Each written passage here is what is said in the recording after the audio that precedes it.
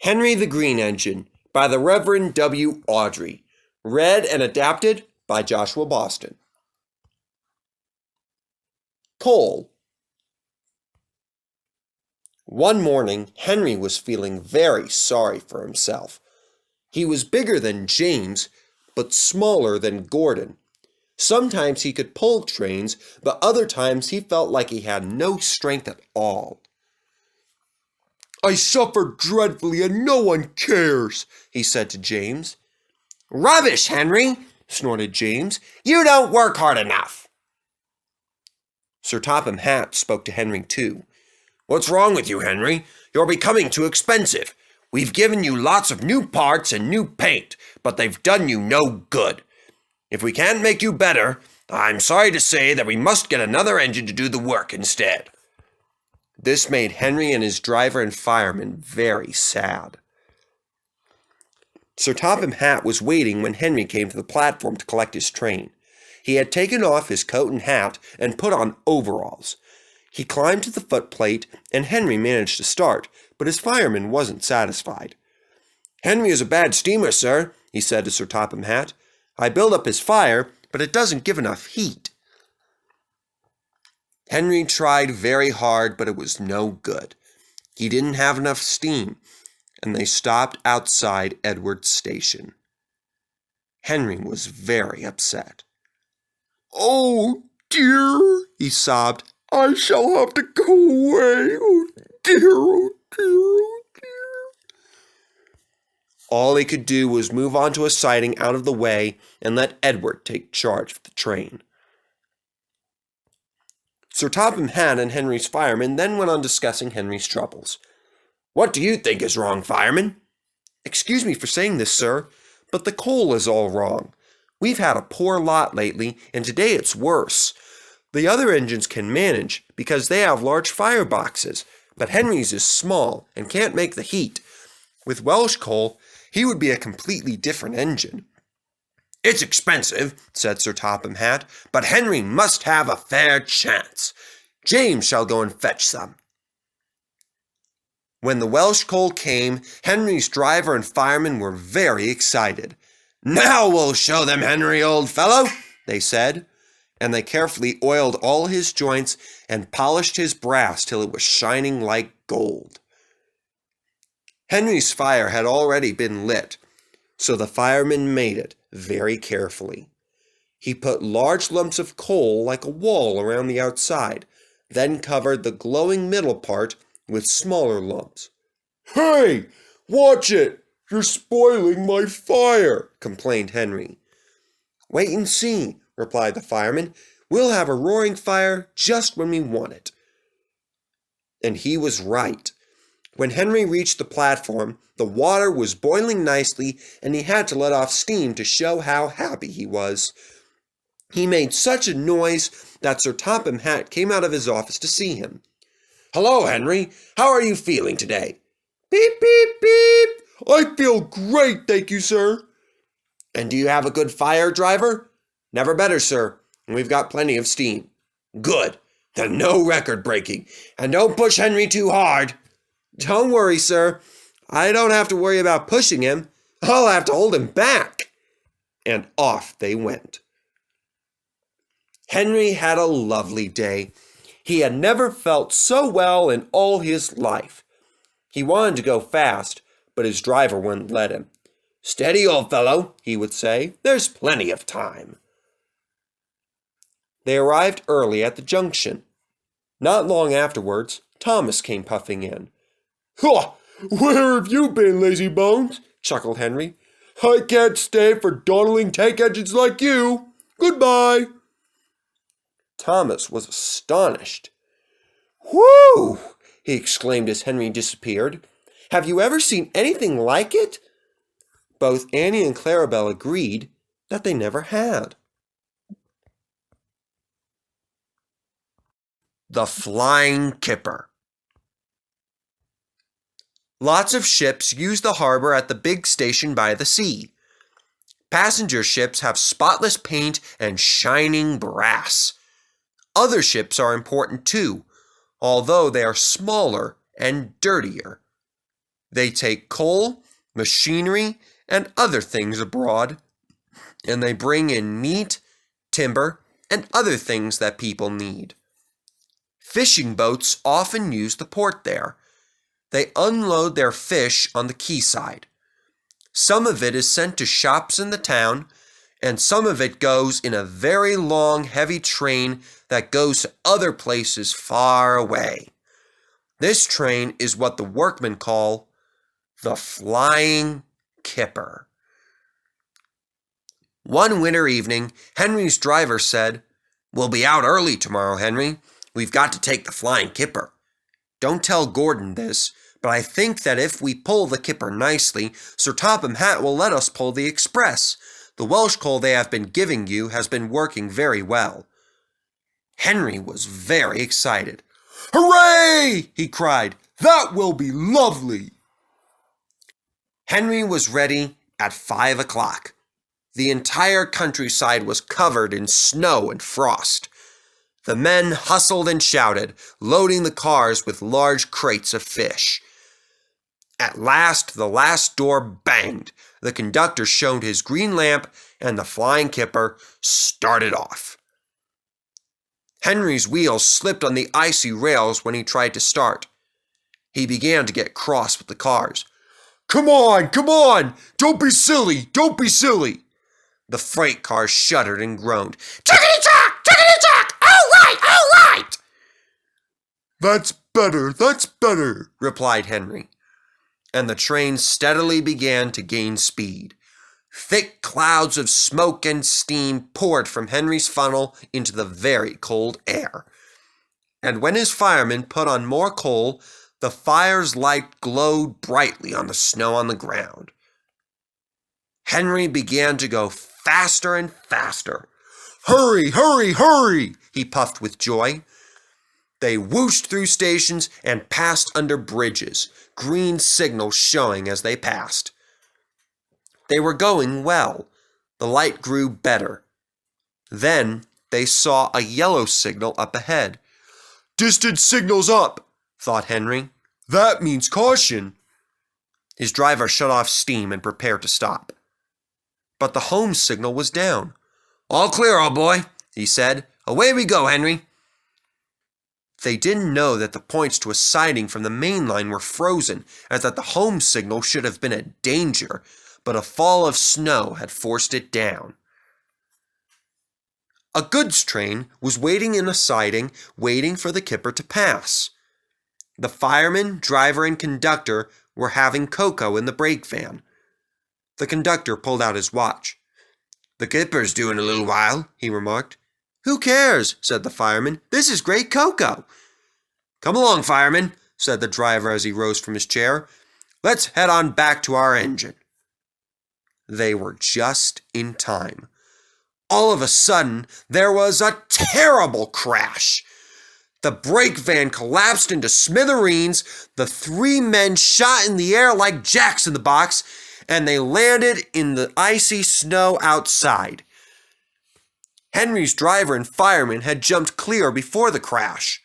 The fireman landed headfirst into the deep snow, and he kicked his legs about so much that the driver and conductor couldn't pull him out. Henry lay dazed and surprised, sprawled over on his side. The fireman from the goods train was very cross with Henry. You miserable engine, he scolded, waving his mug around Henry's face. That was the best cup of cocoa I have ever had, and now you've spilled it all. Bother your cocoa, said the driver. Go and telephone for the breakdown train. Edward brought down the breakdown train with some workmen to clear the mess. James helped out too. They soon cleared the line, but they had a very difficult time putting Henry back on the rails. Sir Topham Hatt was on board the train, and he came to see Henry. Well, Henry, he said, what do you have to say for yourself? I'm sorry, sir. The signal was down, sir, replied Henry sadly. Honestly, it was. I promise. Never mind, Henry, laughed Sir Topham Hatt kindly. I know that it wasn't your fault. Ice and snow caused the accident. but this has certainly given me a great idea. I am sending you to Crew, a fine place for sick engines like yourself. They will give you a nice new shape and a larger firebox, and then you won't have to worry about having special Welsh coal anymore. You'll feel a very different engine. Won't that be nice?" "Yes, sir," replied Henry, doubtfully. Henry liked being at Crew, but he was glad to come home. A large crowd of people came to see him in his new shape. He looked and felt so strong that they gave him 3 cheers as he passed through the stations. "Beep, beep," whistled Henry. "Thank you very much." I'm sorry to say that a lot of little children are late for school because they stay to see Henry when he passes by. Often they see him pulling freight trains like the Kipper, and sometimes they see him pulling the Express. He does it so well that Gordon is jealous. But that's another story. Gordon's whistle. A couple of days after Henry returned from Crew, Gordon was feeling very grumpy and cross. "Why should Henry have a new shape?" he complained. "A shape good enough for me is good enough for him. He goes gallivanting off to Crew, leaving us to do his work for him. It's absolutely disgraceful. And there's another thing. Henry whistles too much. No respectable engine ever whistles loudly at stations. It isn't wrong, but we just don't do it." Poor Henry didn't feel very happy anymore. "Never mind, Henry," said Percy. "I'm glad you're back home, and quite frankly, I love your whistle. It always seems to put a smile on my face when I hear it." And that made Henry feel much better. The next morning, Gordon was leaving the shed, and he called out to Henry, "Goodbye, Henry. We are glad that you are back again, but don't forget what I said about whistling." Later on, Henry took a small local train and presently stopped at Edward's station. "Hello," said Edward. "I'm so happy to see you again, Henry. You look splendid. I was very pleased to hear your happy whistle yesterday." "Thank you, Edward," said Henry. Then came a loud, high-pitched sound in the distance, and it seemed to be getting louder and louder. "Sounds like an engine's whistle," Edward remarked. "Sounds like Gordon's whistle, too. And it ought to be Gordon. But Gordon never whistles like that." But sure enough, it was Gordon, rushing down the hill and through the station at a tremendous rate. His whistle sounded terrible. He didn't look at Henry, and he didn't look at Edward. He was purple in the boiler and whistling fit to burst. He screamed through the station and disappeared. "Whew!" exclaimed Edward. "What do you think about that, Henry?" Henry laughed and laughed till his side rods ached.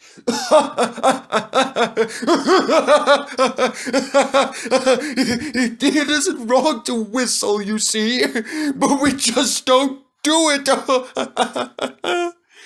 And he told Edward what Gordon had said. Meanwhile, Gordon continued screeching along the line. People came out of their houses. Sirens started.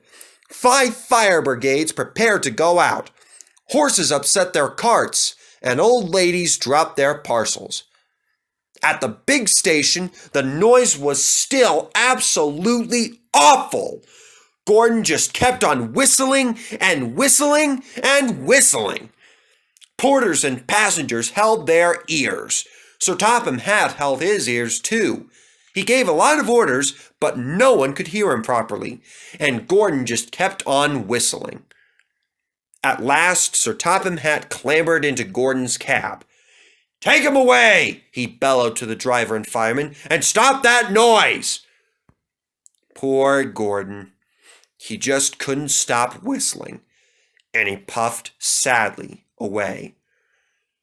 He whistled as he crossed the points. He whistled on the siding. He was still whistling when the last deafened passenger left the station.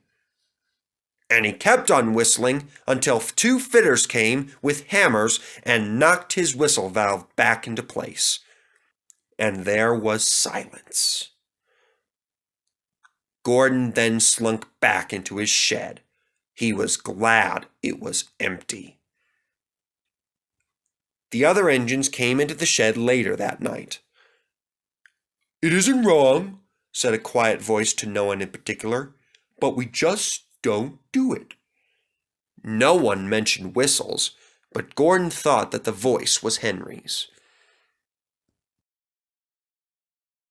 Henry's sneeze. One lovely Saturday morning, Henry was puffing happily along the line. The sun shone, the fields were green, and the birds sang. Henry had plenty of steam in his boiler, and he felt happier than he ever had before. "I feel so well! I feel so well!" he said as he hurried along the line with his train. Just ahead, Henry saw some boys standing on a bridge, and he thought he would whistle to them. "Beep, beep, beep! Hello, boys!" he whistled. "Hello! Hello! Ooh! Oh! That hurt!" Yes, it did hurt, for the boys didn't wave back at Henry and say hello. They thought it funny to drop stones on him instead. The boys were stupid and foolish, thinking it hilarious to drop the stones down Henry's funnel. Some of the stones hit Henry's boiler and ruined his paint, and one of them hit the fireman on the head as he was shoveling coal, and other stones broke the carriage windows. Henry was most upset. "Oh, it's a shame! Oh, it's a shame!" he said. The coaches were upset too. "They've broken our glass! They've broken our glass!" they cried. The driver opened the first aid kit, bandaged the fireman's head, and planned what he was going to do. They stopped at the next station, and then the conductor went along the train asking if any of the passengers were injured. No one was hurt, but everyone was absolutely livid. They saw the fireman's bumped head and told him what to do for it. Then they looked at Henry's paint. "Look here! This is too much!" one of them shouted. "Call the police!" "No," said Henry's driver. "You will leave that to Henry and me. We'll teach those lads a lesson." "Well, what will you do then?" "Can you keep a secret?" "Yes, what?" "Well," whispered the driver, "Henry is going to sneeze at those boys." "What?" The passengers couldn't believe it. How could an engine sneeze? So the driver explained. Henry draws air in through his fire and pushes it out with smoke and steam. When he puffs hard, sometimes the air pushes ashes from his fire into the smoke box. Sometimes these ashes prevent him from puffing properly. When your nose is blocked, you sometimes sneeze, right? Well, if Henry's smoke box is blocked, I can make air and steam blow the ashes through his funnel. We will do it at the bridge and startle those young fellow lads. You'll see. So Henry puffed on to the terminus, where he had a rest. Then he prepared to take the train back. Lots of people were waiting at the station just before the bridge. They wanted to see what would happen. "All right," said Henry's driver. "Now, Henry's got plenty of ashes. Keep all windows shut until we have passed the bridge. Henry is as excited as we are, aren't you, old fella?" And he patted Henry's boiler. Henry didn't answer. He was feeling rather stuffed up, and was feeling like sneezing already. The conductor waved his green flag and blew his whistle, and they were off. Soon, in the distance, they saw the bridge. Yes, the boys were there, and they all had stones. "Are you ready, Henry?" said the driver. "Now, sneeze hard when I tell you. Ready? Steady, steady, now!" And then he turned the handle, with Henry at the ready.